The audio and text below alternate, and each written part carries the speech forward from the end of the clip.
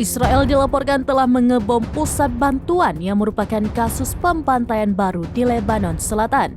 Sebagai balasannya, Hizbullah membalas serangan Israel dengan puluhan roket ke Kiryat Shmona. Satu orang Israel dilaporkan tewas. Iron Dome dilaporkan gagal total mencegah rudal yang ditembakkan Hizbullah ke Kiryat Shmona. Seorang Israel dilaporkan tewas di pemukiman Kiryat Shmona setelah Hizbullah membalas dengan puluhan roket. Hizbullah menanggapi pembantaian terbaru Israel di selatan Lebanon pada awal 27 Maret dengan puluhan roket ke pemukiman Kiryat Shmona dan lokasi militer terdekat di Galilea yang diduduki, menewaskan satu orang Israel.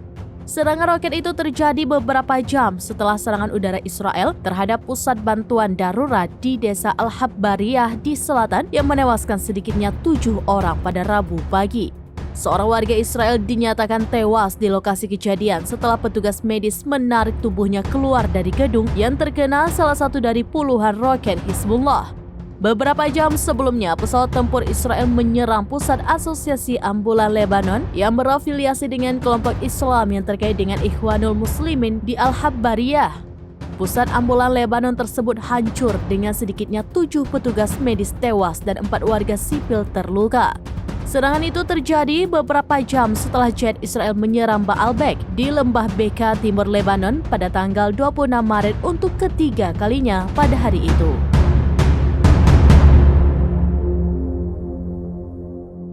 Download Tribun X sekarang, menghadirkan lokal menjadi Indonesia.